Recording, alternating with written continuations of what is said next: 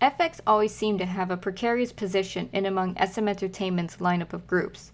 While they have to this day a dedicated fan base known as the Miyus, SM never seemed too invested in them as a group. And seeing how their fan base didn't even get an official fan club name until pretty much the end of their time together under SM, it shows how FX were yet another seriously mishandled and therefore criminally underrated group in SM. FX were a 5-member girl group made up of Victoria, Amber, Krystal, Luna, and Sully. They were intended to be the successors to SM's ultra-popular girl group Girls' Generation, and while Girls' Generation had a more cute, innocent, than later empowered and mature image, FX were intended the group's Chinese member coming from Qingdao, China. Before being scouted by SM, she was a dance student at the Beijing Dance Academy and was discovered by SM in 2007 while in a Beijing dance competition. Before debut, she was featured in many music videos, including Super Junior M's Chinese remake of their main group 2006 hit song You, which I'll say the Chinese remake's music video, in my opinion, is a lot better than the original, if I'm allowed to say that. Luna was the next member, born Park Sung-yong in Seoul. She was recruited after agents discovered her on the SBS TV show Truth Game. She became known in the group for her powerful vocal range and charming personality. The next member was Taiwanese-American Amber Josephine Liu from Los Angeles, California. She was discovered at SM's Global Auditions in 2008, where she demonstrated her amazing singing talent and debuted with FX after only a year and a half of training. She quickly stood out for her unique tomboyish appearance and was the band's main rapper, having volunteered to be the rapper even though she originally auditioned and trained to be a singer. Next up was Sully, born Choi JinRi in Busan. Sully started her career as a child actor in K-dramas, most notably The Ballad of Seodong and Drama City. She auditioned for SM when she was only in 4th grade and was chosen immediately and used to share a dorm with Girls' Generation members Taeyong and Tiffany until their debut. The youngest member was Korean-American member Krystal Jung from San Francisco, California. She was notable for being the younger sister of the former Girls' Generation member Jessica Jung. The Jung sisters were discovered while they were on a family trip to South Korea in 2000.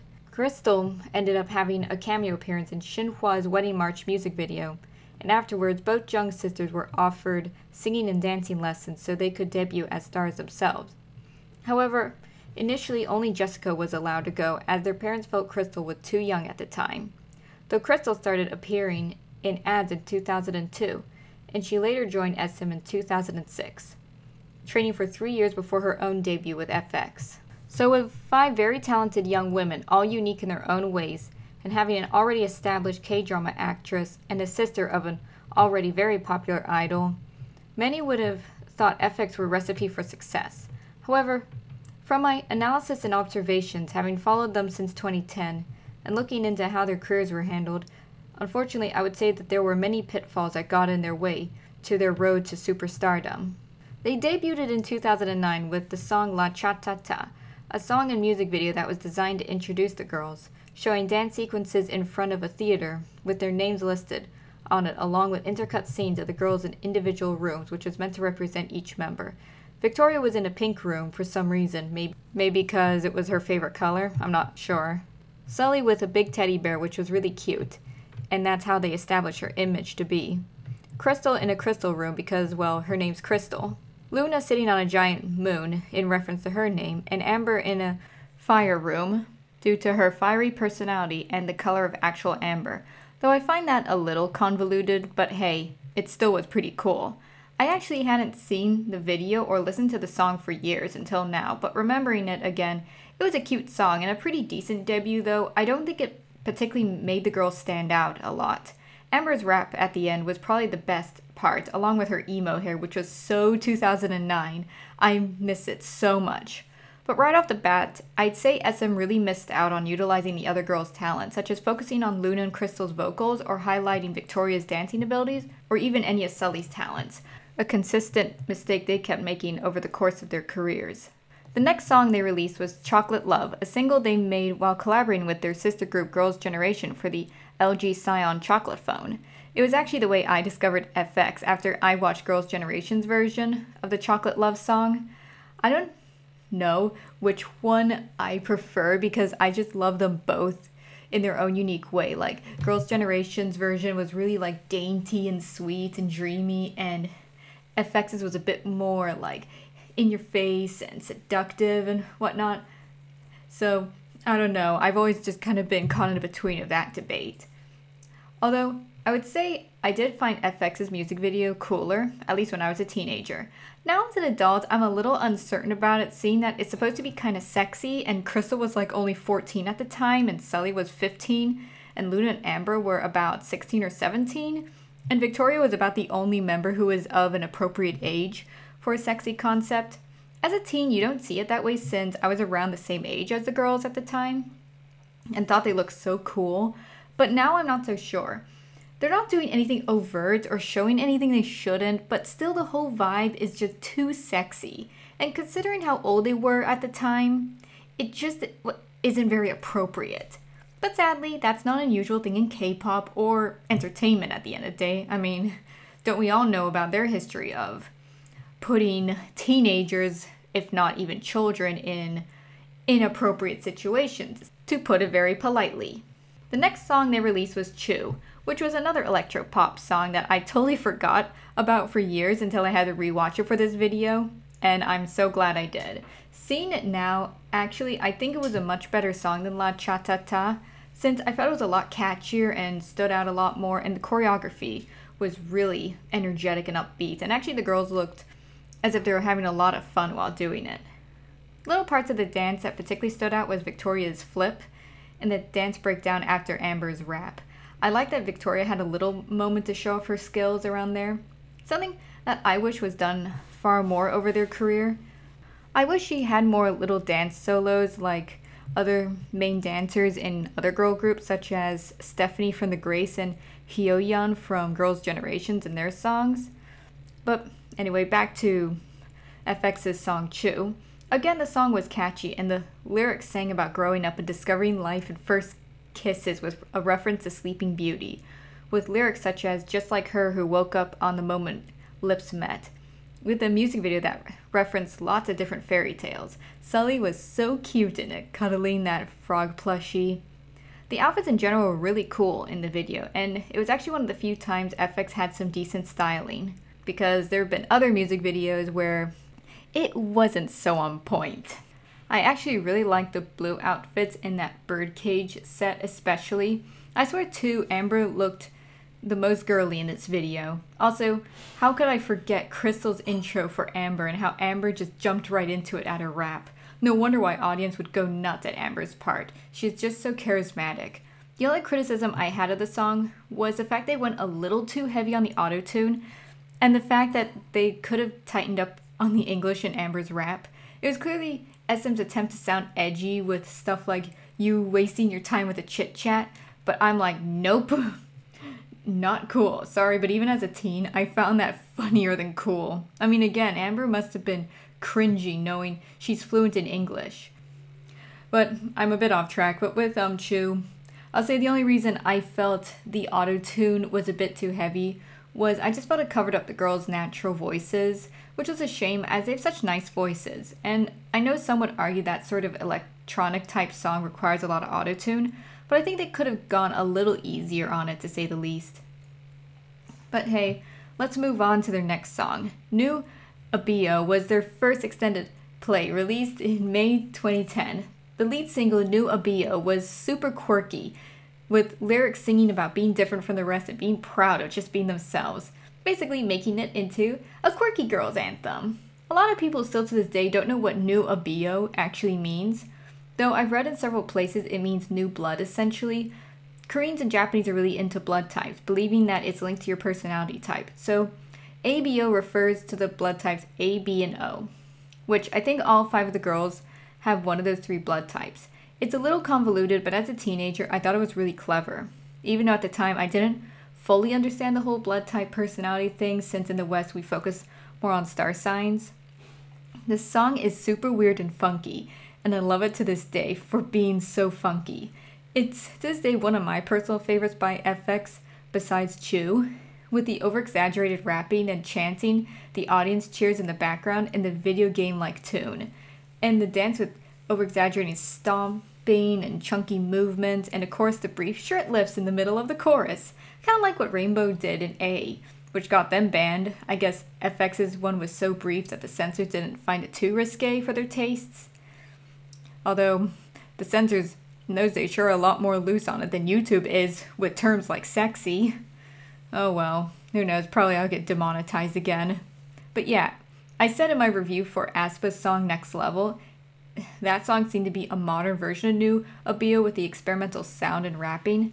Though, I'm sorry guys, but I think FX did it way better. aespa are really talented in their own way, but I hope they'll release a different song next time because only FX can own that funky style. The music video for New Abio is one I still love to this day. They're in some sort of funky alleyway in some of the weirdest outfits you can imagine, with all the ends of their hair being dyed, Krystal having the most early 2010s K-pop hair, which I don't think can be redone on anyone as only Krystal can own that kind of style, Amber having some awful bowl cuts, which I'm sorry didn't look great on her part. The strongest part was Luna belting out her lyrics around the bridge. Oh man, I love that too much. She just sounded so great with Amber rapping. The whole EP peaked at number 2 on the Gaon charts in its first week, though it fell to 21 the third week, but it ended up being the 8th best-selling album of the month of May. It's no surprise with being such a memorable piece of K-pop gold, especially Victoria's fringe pants. An old friend had a funny joke about those pants, but because no one has a sense of humor anymore, I'm not sure I should say it. Should I? So far, in their first year, they saw moderate success, which leads on to their first full-length album, Pinocchio Danger, released April 2011. I remember when that video was first released. Pinocchio was a strange song, which I know is just part of who FX are, but this song was one I could never decide if I loved or not. Its tune is strangely catchy, but at the same time the over-exaggerated exclamations came off more awkward, especially with the heavy auto-tune effects. Amber's rap kind of came out of nowhere, and I'm sorry, it was a little throwaway. Again, which is a shame as that was her only part of the whole song. Those days in particular were the days she didn't really get to sing much. The dance is pretty unique, though weird. The music video was the thing that made me laugh so much as it was just so random. They're singing about a liar, and they have some floating head thing with a long nose and Mickey Mouse ears, and it goes around chasing them and even changes clothes like Amber's. I don't know why she had to be so freaked out, as I preferred the new outfit. So clearly the thing had quite a good sense of fashion. The set was really strange too, though pretty cool. Though, if in my opinion it is a little too try-hard at some points with the crazy mismatched outfits. I mean, no offense, but what were they wearing?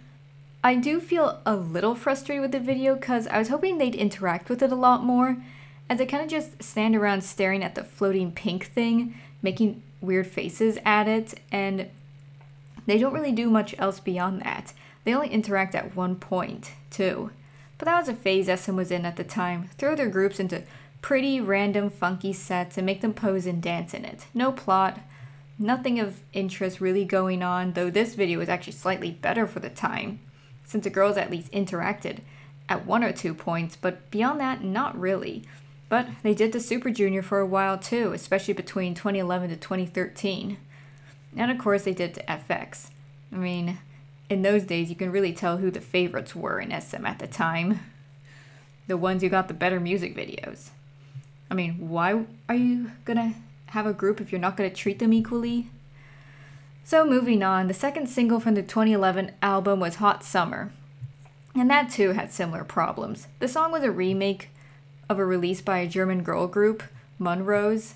I remember that caused some problems for the Miyus, which they weren't called at the time, since they felt it was a bit of a ripoff for FX to essentially get a hand-me-down while other groups got original songs. And also Pinocchio was a remake of another song that was called Razor. That was something I always had mixed feelings about, since it does seem a little hand-me-down-ish, but at the same time many groups and singers have their own versions of songs, even make entire careers out of mostly doing covers of songs. Just look at the Irish boy band Westlife or Puerto Rican singer Mark Anthony.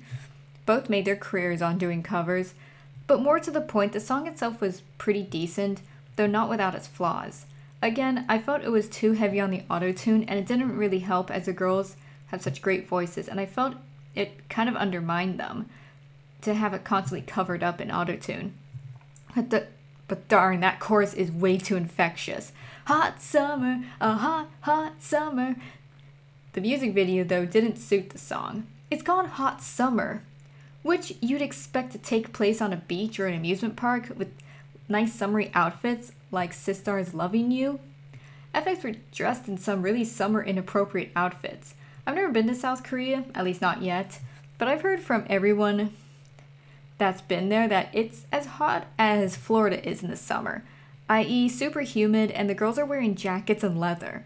Listen, as someone who grew up in a place with super hot, humid summers too, I can tell you for sure that jackets and leather and tight pleather dresses and heels is the last thing you want to be wearing. It just doesn't fit a song that's literally called Hot Summer. They're waving their hands around to cool themselves off during the chorus. I mean, Amber was wearing a freaking beanie at certain points. Why couldn't they give her a baseball cap? Also, what was up with that random pink striped tank they were dancing in front of? The way they introduced it at the start of the video, it made you think it was going to do something at least halfway through the video. Though, I don't know, they could have done something cool with it. Like have it explode with lots of water pouring on everyone. There's some people jumping on top of it too, especially at the end. You would have thought it could have done something, anything. It just drives me nuts as all they had was a random fire hydrant exploding, but they couldn't even have the whole crowd getting doused in water.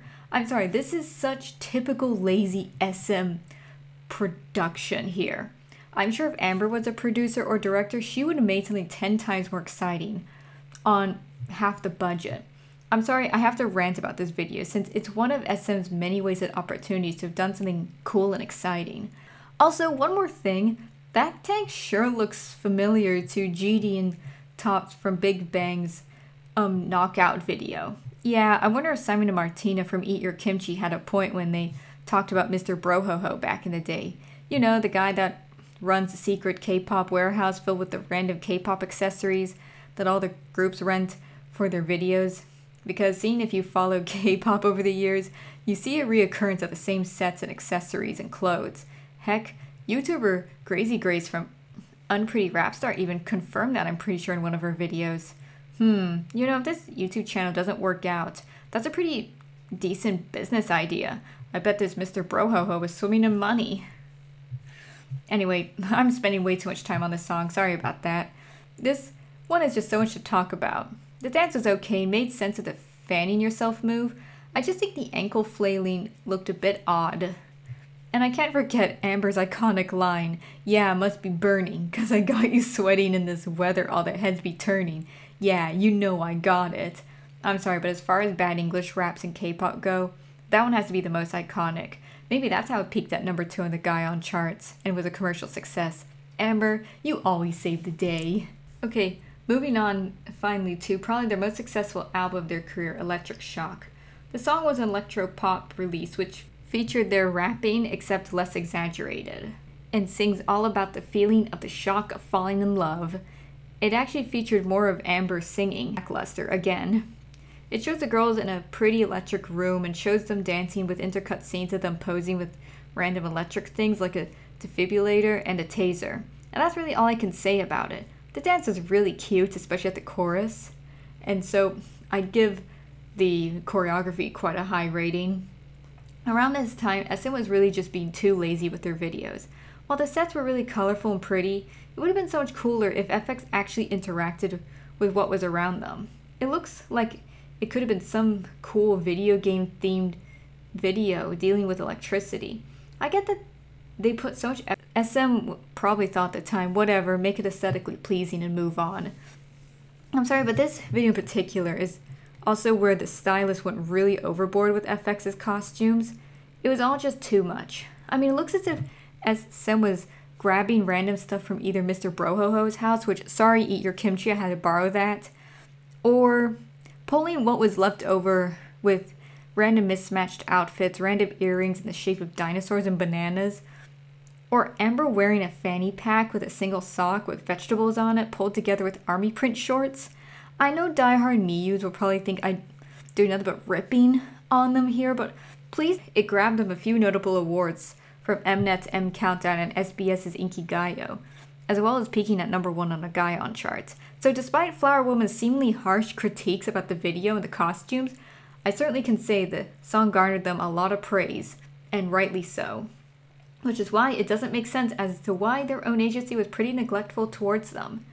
Especially since their next album, Pink Tape, was released July 29, 2013, and was in fact critically acclaimed, peaking at #1 not only on the Gaon charts, but also on many international charts worldwide, and being the only K-pop group's album to end up on the Billboard's Greatest Albums of the 2010s, ranking at 59.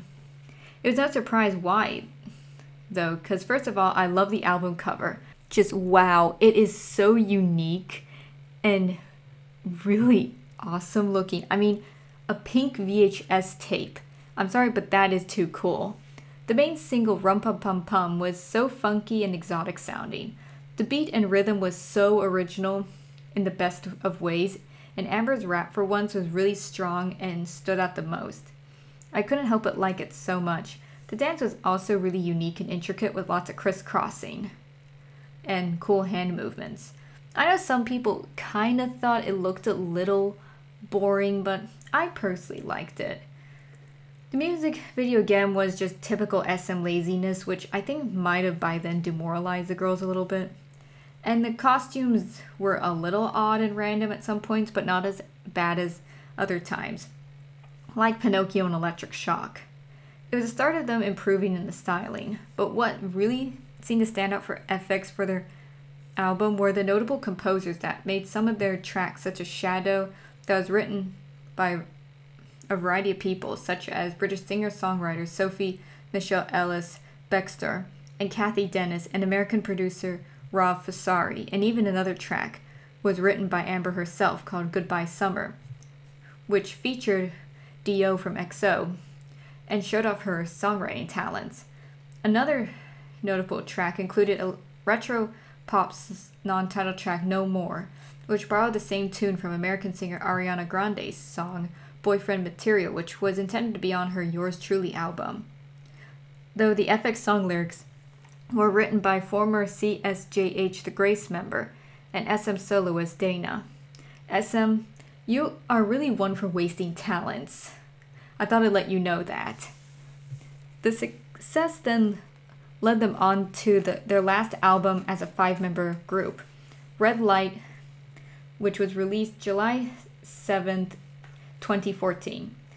This was finally around the time I felt they started to get their footing as a group, with actually cool, funky outfits and an intricate and edgy music video that played around with lights, sets, and other cool things like a burning book and a random cat meowing, and lots of just really, really dystopian scenes where the girls are just running through alleyways being chased by like random masked soldiers. That was pretty cool and edgy. The song of the same name was interesting, not bad at all, but very different from most songs out there. I wouldn't say it's a type of song you'd go to if you just want a brainless beat, but every time I listen to it, I'm kind of entranced by it since it has such a cool beat and interesting changes throughout it that aren't jarring, and the rapping isn't too forced or exaggerated. Also, the bridge is definitely the best part. The girls singing there gave me goosebumps and was so passionate. The dance also really suited the song with lots of turns and footwork and arm movements. I just wonder how Krystal was able to dance when she was wearing that eye patch. Oh well, I guess she needed her Illuminati confirmed eye patch. What? I'm not a conspiracy theorist. Is that what you're thinking? All jokes aside, the album was a great success, receiving critical acclaim, though sadly the success was cut short, due to Sully having to go on hiatus halfway through the promotions on July 17th, due to poor health, and ended up abruptly stopping all promotions of Red Light for the rest of the month. Fans at the time worried that Sully would leave the group or FX would end up disbanding. SM released a statement stating that Sully is mentally and physically exhausted from the continuous malicious comments and false rumors that have been spread about her, and would take a temporary break from the entertainment industry while remaining a member of FX. The remaining members would move their activities to focus on solo ventures and continued overseas activities without Sully for for the time being. It was no surprise at all, though, since Sully, since the Rum Pum Pum era, had been receiving hate comments from people on the internet for what they alleged was poor performance and poor dancing abilities. It clearly was taking its toll on Sully, who on top of that was dealing with the harsh work environment which comes with being in the K-pop industry.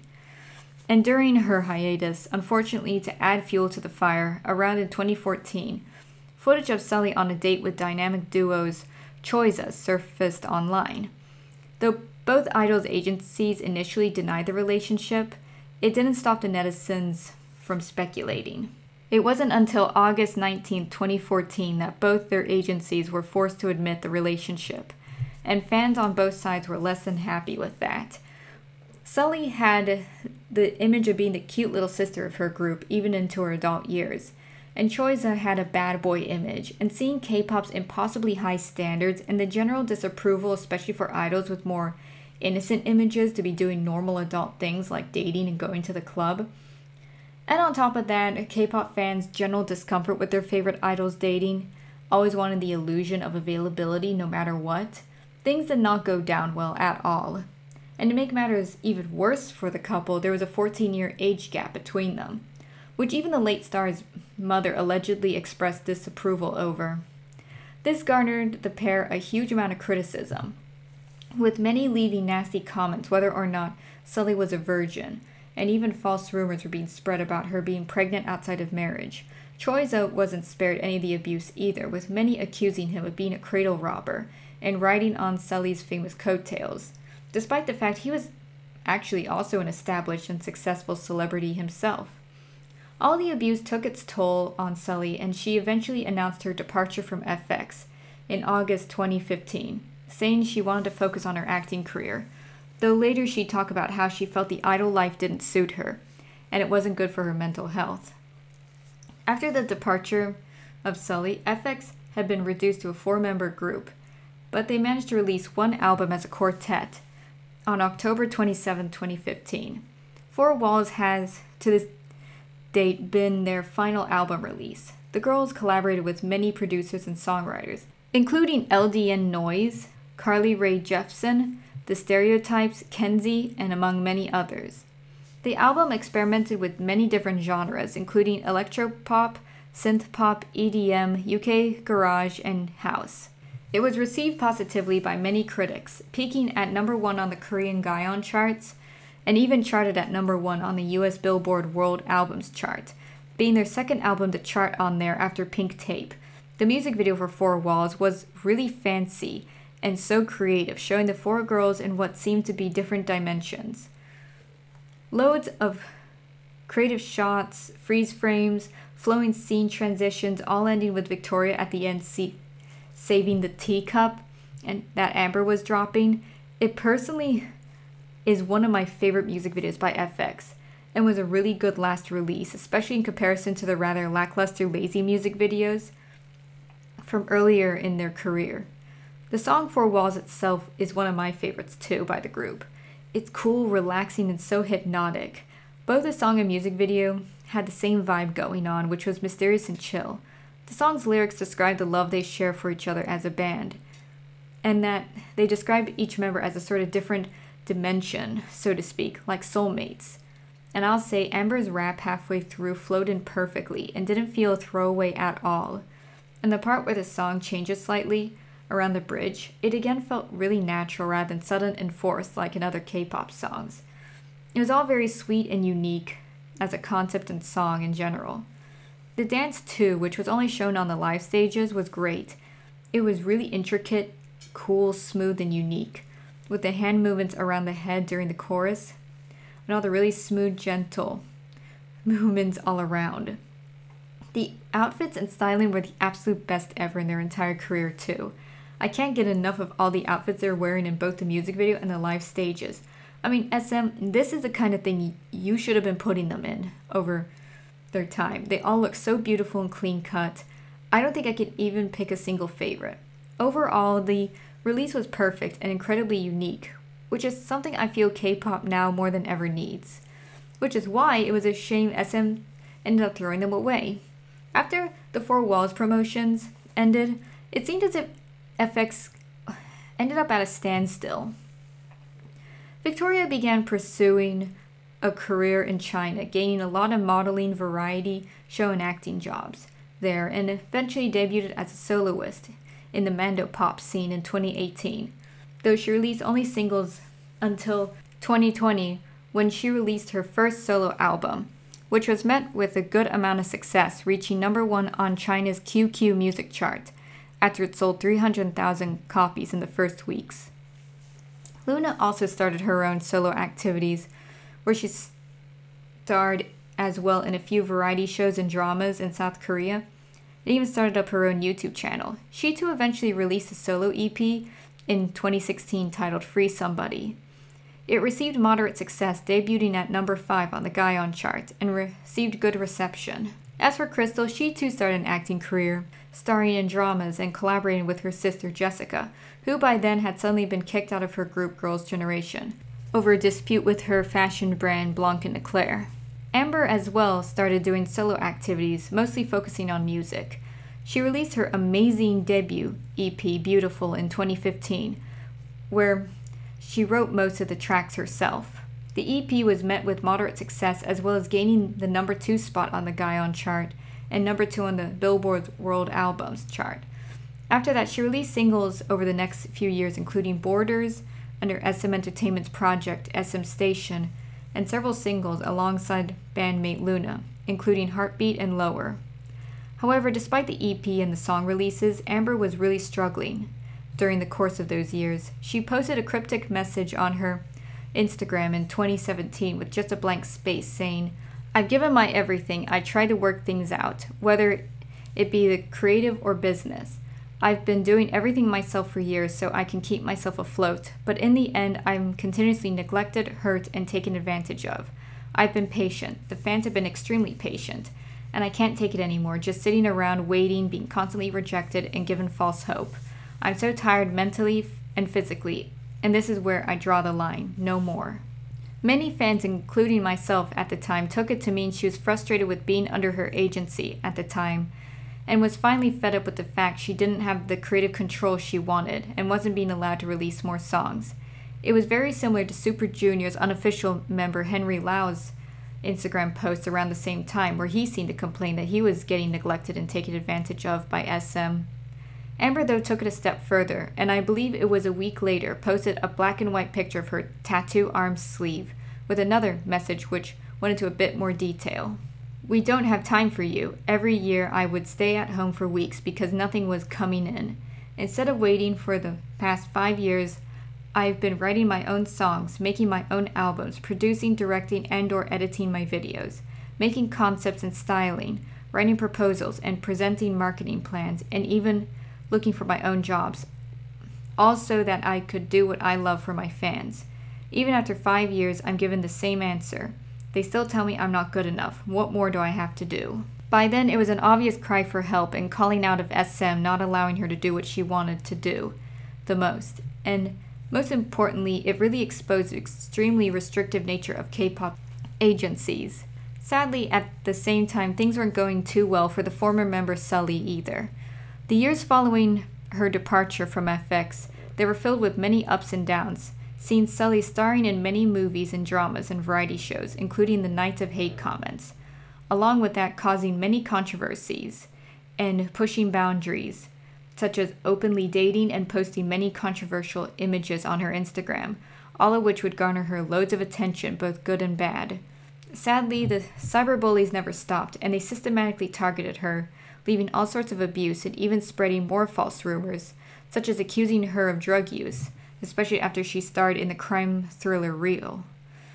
Though she was extremely resilient and outspoken, which at one point in 2017 made her the most Googled figure in South Korea even before their current president, Moon Jae-in, the malicious comments eventually took their toll on her. Sully was often honest about her mental health, admitting to suffering from severe depression and a panic disorder, and oftentimes accused her agency SM Entertainment of not doing enough to protect her against the cyberbullies. Tragically, on October 14, 2019, at the age of 25, she took her own life, having left one last message on her Instagram saying, "Please understand I am not a bad person." Her death shook the entirety of the K-pop industry and even the country itself, with many celebrities, including her former bandmates, dynamic duo, fellow singer, and good friends, IU and Guhara, among many others, suspended their activities to mourn her. It was an extremely tragic event that should not have happened, and it still to this day makes me very sad, as whether or not you agreed with what Sully was doing, she did not deserve the abuse, and it just deeply disappoints me and makes me very sad to see people still abusing people online, whether they're celebrities or not. And it just makes me wish that more people would just consider everyone's feelings when they're posting these comments. Unfortunately, Sully passing away was just another really tragic wake-up call to that. Following the death of their former bandmate and the expiration of each of their contracts with SM in 2020, although Victoria was still technically under SM until 2021 due to some contract disputes, FX as a group have been on hiatus, not having released any music since 2016 with the SM Station's song All Mine. SM had generally grown cold towards FX, seemingly since the debut of Red Velvet in 2014. And it really showed when it was reported that the girls asked SM to make a video for All Mine, and they refused to do it, which left it to Amber to direct and improvise a video with each member recording themselves separately on a smartphone and pasting it all together, which was really clever. And a nice step back from the overly produced music videos that have overtaken the K-pop industry. But the fact that Amber had to do it behind SM's back really shows that the agency had already by then moved on from them, and it was no surprise when all the girls left when their contracts expired. On top of that, SM didn't seem to say or do much for Sully after her death, since if you compare their condolence letter for her to the late SHINee member Jonghyun's letter, who also tragically took his life, may God rest both of their souls, you can sense a certain dismissive, unemotional tone in the one for Sully. I think many K-pop FX properly at the start of their career. FX's ultimate issue was SM was always so focused on making them seem quirky and weird, and it made them really overlook actually utilizing the girls' talents.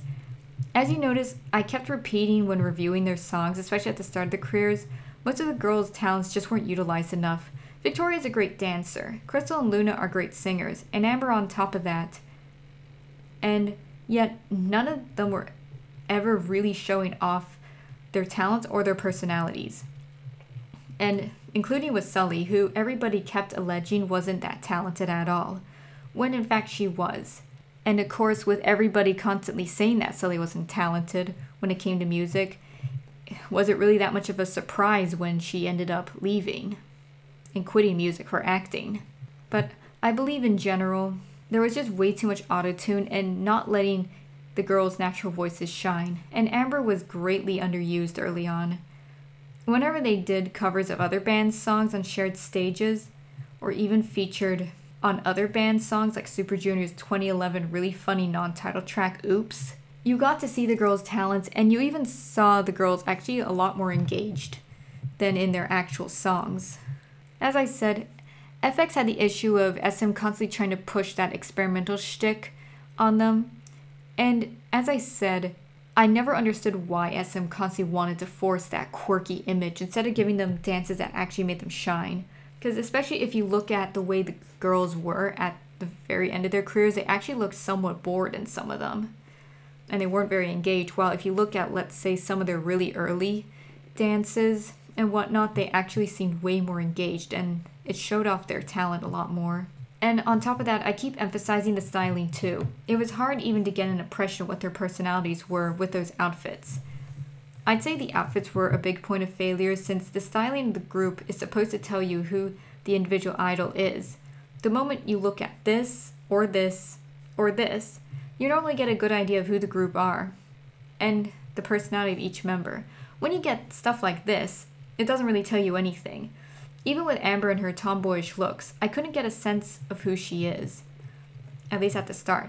At least for me, it was just way too try-hard. If they wanted to do quirky girl crush vibes, 21 should have been the thing they should have taken a page out of their book from. It wasn't faced. Decent catchy songs, but it just didn't have that edge to really stand out. Nor were most of their videos halfway through very imaginative either. Hot Summer was a letdown and a half, music video-wise, and Electric Shock was great, though it was undermined by the lackluster music video and poor styling. If, let's say, SM started off with a song like Chew and kept up with choreography like Chew had, and gave the girls really simple but fun music videos where they actually were engaging with things, I'd say they would have had a lot of a better time than allowed the girls to have way more creative control. Because once they started getting more creative control around, I believe it was 4 Walls, the girls really came into their own, and it was a shame they didn't get to make more albums like those. So as a whole, FX were a perfect package with 5 beautiful, talented young women with unique and bubbly personalities and great chemistry. But SM, of course, had to botch their earlier releases, which prevented them from getting really big. So right now, each of the girls are pursuing solo activities after leaving SM. Victoria is still acting and making music in China. Luna has established her own entertainment agency called Grida Entertainment, which is something I'm very intrigued about seeing what she'll do with. Hope she'll be making more music, and I won't miss it this time when it's released, like I did, unfortunately, her solo EP. I guess I'd say it wasn't promoted very well. Krystal has signed with a new agency called H and continues acting and working alongside her sister, appearing on her YouTube channel a lot. Amber has been very active and appearing on variety TV shows, making loads of independent music in various languages, including Korean, English, and Mandarin. She also signed onto a new agency, Steel Wool Entertainment. Since leaving SM, Amber in particular has been outspoken against the highly controlled nature and the impossible standards that are put on the idols in the K-pop industry. For me personally, it's been extremely refreshing hearing someone speak out about the realities in the K-pop industry, as well as advocate for creative freedom, which is something Amber has said on many occasions was something she wanted for years. Though it seems that the girls have gone their separate ways, it doesn't seem as if FX as a group have disbanded. The girls on many occasions deny that they have broken up as a group and say they are all interested in collaborating again with one another in the future. All of them have cited busy schedules for why they haven't released any more music post leaving SM. Personally, I hope they do get a chance to work together as a group again. I'd love to see what else they can produce as a group, especially now they are free from SM's tight control. I think they should collaborate with Super Junior again. Even though many will disagree with me on this, but I always prefer to ship Super Junior with FX rather than Girls' Generation. Even though technically Girls' Generation was supposed to be the female counterpart to Super Junior and FX were the female counterpart to This is the Flower Woman at Lotus Petal Studios. I'll see you all later.